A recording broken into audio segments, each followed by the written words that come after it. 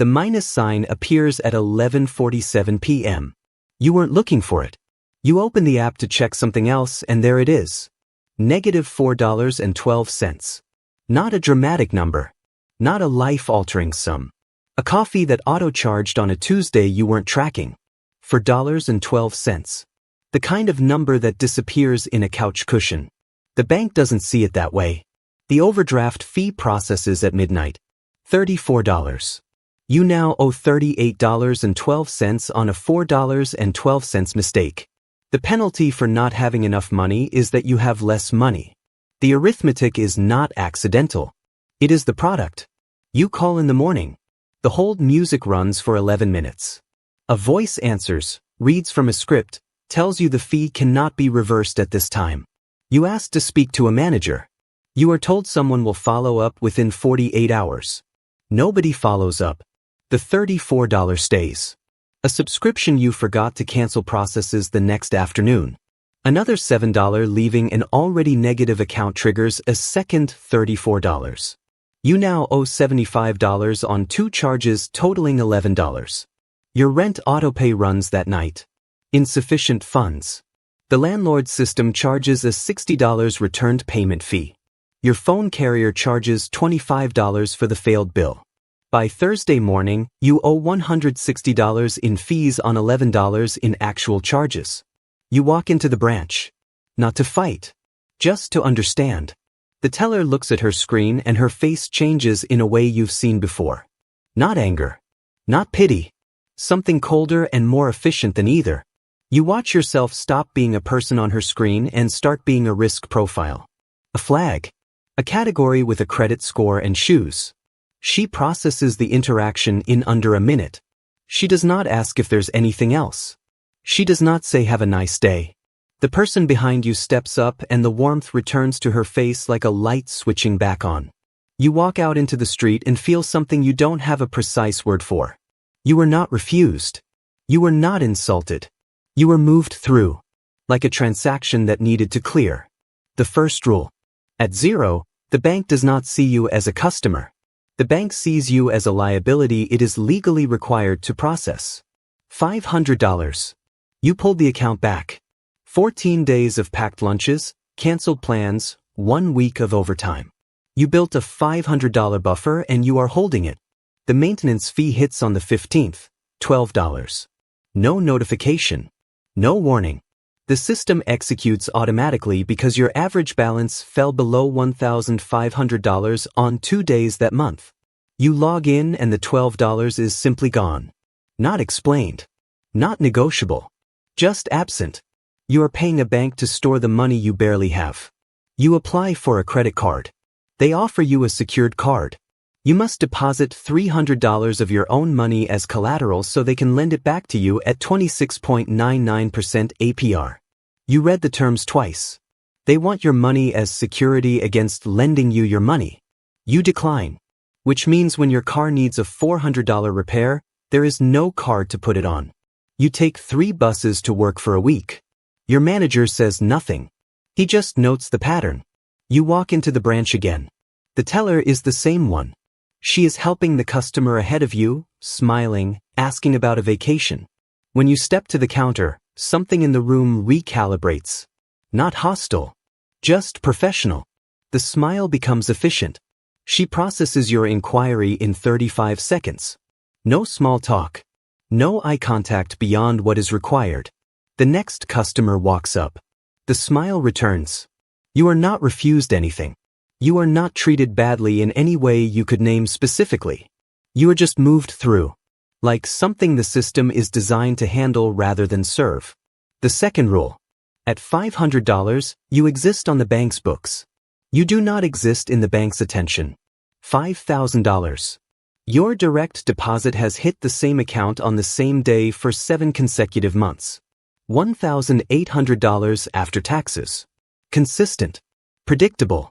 A pattern the system can price. The maintenance fee disappears. $25,000. The credit limit increases without a request. $2,500 becomes $8,000 on a Wednesday with no notification, no explanation. The system decided you were worth more rope. That's the entire story. A person calls. Not automated. An actual person who says his name twice and gives you a direct line. Your bank has assigned you a relationship banker. He wants to schedule a 15-minute review. He asks about your goals, your timeline, whether you've thought about a savings plan. The same bank that kept you on hold for 11 minutes at -$4 just dialed your number at 9 a.m. on a Tuesday. A fee appears on your statement. $28. You email your banker. 3 hours later, reversed. No form, no hold music, no script reading. A reply that says taken care of. The same category of fee that drained your account for years is now a courtesy the bank extends to keep you. You buy a used car. The rate that would have been 14% at $500 is 7.2% at $25,000. The price of money has dropped not because you negotiated, not because you earned it in any moral sense, but because you stopped being a risk the bank has to price carefully. You are now a risk they want to carry. You start receiving emails with your name in the subject line. Small personalizations. First name. Account anniversary acknowledgments. The language shifting from transactional to relational. The bank is not treating you well because you deserve it. The bank is treating you well because it costs them less to keep you than to replace you. The warmth is real. The reason behind it is arithmetic. The fourth rule. At $25,000, the bank starts courting you. Not because you changed. Because your number crossed a threshold that changed what you're worth to them. $100,000. You are a preferred client now.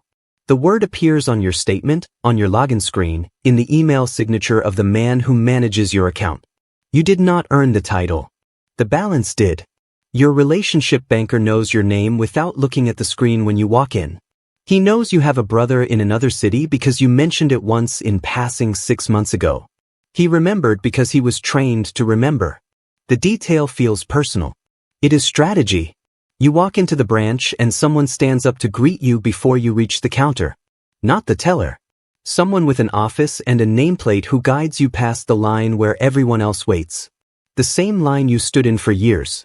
The line you didn't know had an exit because you were too deep inside it to see one. A mortgage pre-approval letter arrives. $450,000. The bank decided what you could afford before you decided to buy.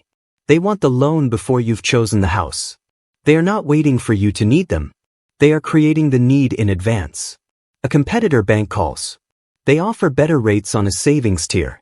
You mention this to your banker. He calls back within 2 hours with a counter. The institution that ignored you for years is now competing to retain you. The bank does not see you as preferred at $100,000 because you are preferred. The bank sees you as worth defending. Those are different things. Preferred is a feeling. Worth defending is a financial calculation. One of them is real. The fifth rule. At $100,000, the bank stops processing you. It starts protecting you. Not out of loyalty. Out of math. $500,000. The bank stops being a place you go. It becomes a service that comes to you. Your banker doesn't email with questions anymore. He calls. And when he calls, he isn't checking in. He is arranging an introduction to a colleague who handles wealth management. The colleague drives to your office. Not the other way around. He brings printed documents in a leather portfolio. He asks about your tax structure, your estate, your timeline for the next decade. The conversation is 90 minutes. At the end, he doesn't ask for anything. He leaves a card and says he'll follow up with a summary. The selling already happened. You didn't notice because it didn't feel like selling. It felt like being understood. You are no longer being offered products. You are being consulted. A product is something the bank wants you to buy once. A consultation is something the bank wants you to need indefinitely.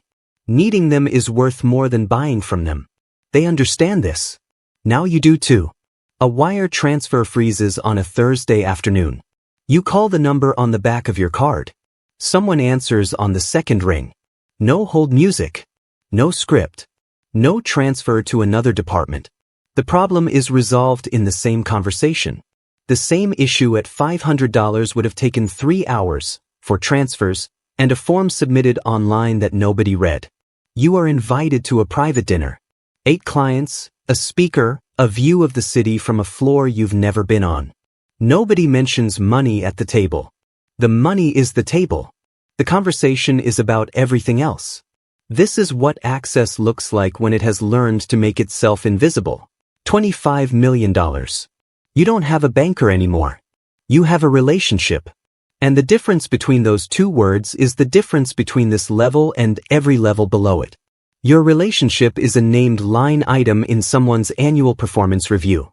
Losing you would affect careers. The institution does not compete to keep you. The institution organizes itself around the possibility of losing you and decides that possibility is unacceptable.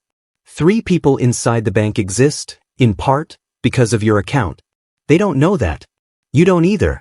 But the math is real, and somewhere in a meeting room on a floor you've never visited, your name appears on a slide under the heading Accounts We Cannot Afford to Lose. The deals brought to you are not from a product catalog. They are written for you specifically. The interest rate on a loan is a number arrived at in a phone call, not a credit algorithm. The terms of a private placement are structured around your participation before you've agreed to participate. You don't apply for things at $25 million. Things apply to be associated with you. The chief investment officer asks for your opinion on a sector before the bank publishes its quarterly outlook. The head of private banking flies to meet you to ask what the next generation of clients at this level should expect. You are not being served by the institution anymore. You are shaping it. The bank that charged you $34 for a $4.12 coffee is now asking you what it should become. The minus sign is back on someone's screen tonight. Negative $4.12. A coffee that auto-charged while they were sleeping. The overdraft fee will process at midnight. $34. They'll call in the morning. The hold music will run. A voice will read from a script. Nobody will follow up. They don't know yet that the system isn't failing them.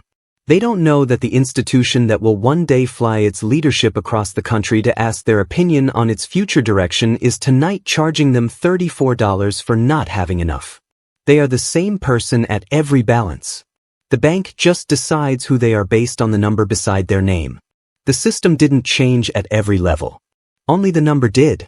And the number was always the only thing the system was looking at.